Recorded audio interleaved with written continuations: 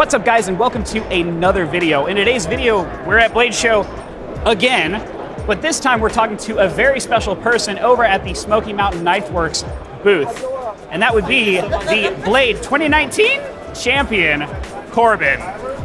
Thank you, sir. Thank you for talking to me today. No problem. So you've been making something a little special, haven't you? Yeah, I thought, well, flipping isn't enough. I'll go ahead and make some.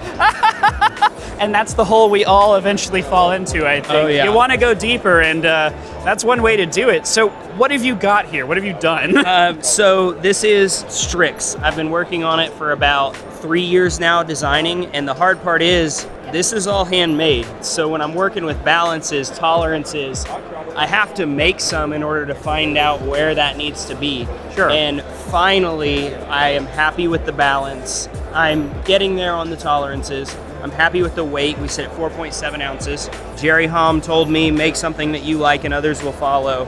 So this is my dream. That's a really good bit of advice from Jerry. I think that that's a very, very true thing. In fact, that's kind of what we did with the YouTube channel. I've been into the Balisong hobby for forever, and I was just like, I don't know, I can make videos about that. Yeah, so and now you're the most famous Balisong guy. Well, thank you. Yeah, says the guy in the Wired video. 4 million views, who's counting? Woo! Dude, okay, so with these guys, what was your vision in terms of the design? Like feel free to pick them up and show it off. I'd love to see what your process was. So everyone knows a rep is my favorite knife, but I wanted one that had the symmetry of a rep without the G10 having titanium. I'll do G10 in the future, but I wanted titanium. Adam Heibel has been a very good mentor to me. So everything that I have done has been him teaching me. Doing the titanium handles, learning to mill. All this is done on a manual mill, learning that at a time, and then learning countersinking and learning channel gaps, so it's just a little bit farther, so if you do have play, it doesn't tap. Doing different finishes, like anodization, two-tone, having an acid wash blade. Yeah. It's all things that Adam has taught me that I wanted in my knife. I wanted something, I'm a flipper first, so I wanted something that I would enjoy flipping, but also things that people could afford that they would enjoy flipping as well. So Seth Lanier actually catted this out, and then Heibel and I made it. Heibel has taught me, like, how do you get it so clean? He's taught me to grind and make sure my grind lines are straight, my plunges are straight. And so these are these all manually made, or are these made on a CNC machine? These are manually made start to finish. So I take each piece and I surface grind it on the blades. I grind all the blades by hand. Wow. Round the handles by hand. Bushings are done by hand. The whole thing, all of it. Do you mind if I hold one? Go ahead. Oh. Okay, I've not actually gotten to touch this yet. There's some intricate stuff happening on the inside of the handles too. Yes. So something that I didn't want the handles to be too heavy, especially having a swedge on the blade and taking a lot off. So I actually go 75 thousandths deep, which is about half the handle, and mill out the inside of the handle. Wow. Okay, so I'm gonna be honest, before I even try to flip this real quick, one of my concerns looking at it was, oh, that looks pretty heavy. Mm-hmm. Oh man, now you've got me excited. Okay. Oh, wow. Oh. All right, I'm gonna bring it away from the glass here. One second. Yeah, full video mode. There we go. Get real in there with the B-roll.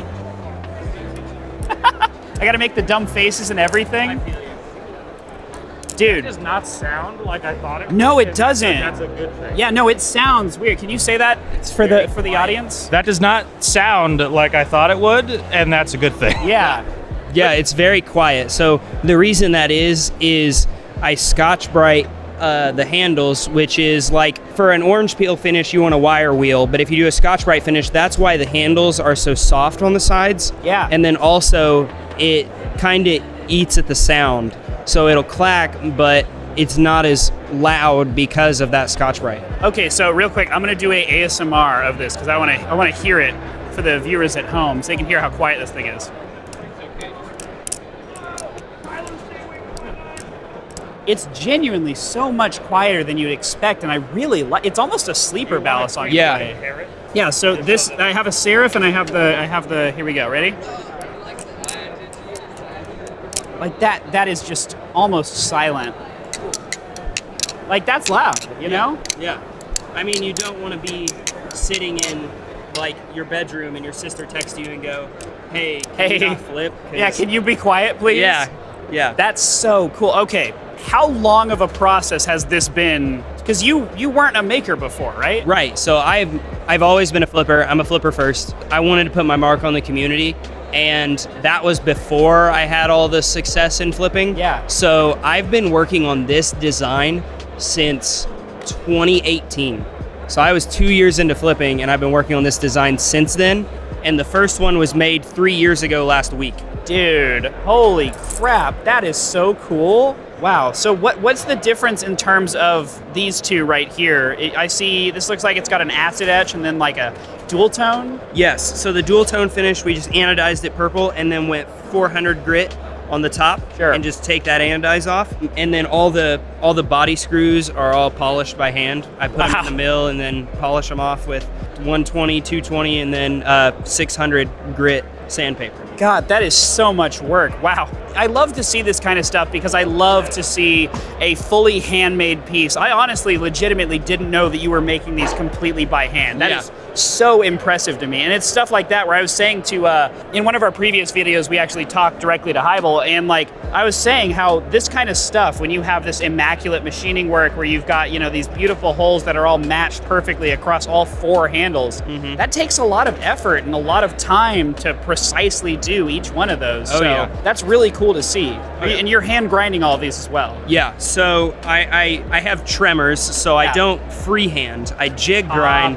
but that is a skill in itself. I'm sure. Using an 8-inch wheel, and I have to get it to where I want and then just stay there. And if it's not big enough, so be it. Wow, that's wild, dude. Yeah. What inspired this blade design? I really like this kind of weird Tonto thing you've got going on. Yeah, so I am in love with Tontos. I've always have been. Everyone knows I'm a Tonto fanboy. I actually talked to Ballistic one time, and I said, I love your Arashi blade. Yeah. I was like, I want to do my own take on it.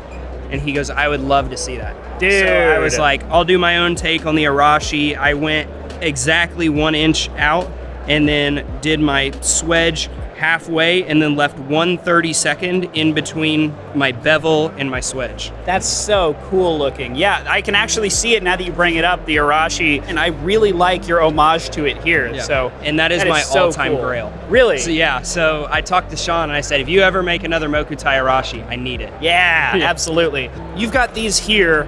Are you selling them with Smoky Mountain Knife Works? Is that how that's going? Yeah, so actually it's crazy. Strix is going production, so in 6 to 8 months we will have 400 units, and they will all be sold as Smoky Mountain Knife Works is the exclusive dealer. As I have been going there over the last 6 months, I see that they really care about the Balisong community. That is so cool. So these are going to become production Balisongs. Yes, so exactly how they flip right now, using the same screws, same pieces, except the production will be hidden Zen pins. That's what's really going to dial in my tolerances. Ooh, that's going to be cool. It's going to be pretty. Because actually, the thought process for the handles, I was like, what do I do? I was talking to Jeff Dumas, and I was like, I know your X10 is your name in Morse code. And I went, name in Morse code? I was like, it's CAL, but the cool thing about CAL is it's completely symmetrical. Corbin Lovins is completely symmetrical here. This is C, counting the pivot. This is A, and then L is this going down. I love to see it here. Honestly, I had no idea. I've seen a couple where I've been like, is that Morse code? Yeah. This one is actually really well hidden. That is so cool. Thank you. Yeah, and it was just crazy. It was symmetrical, and I thought, might as well. It's very easy to do on a manual mill, so I had to. What I love to see, and this is something that's been really interesting to me as I watch different people get into designing, like Machine Wise and a lot of the other recent designers that have come into the game, is seeing how everybody has their own take on what a Balisong can and should be, right? This is very obviously something you've put a lot of work into and love into.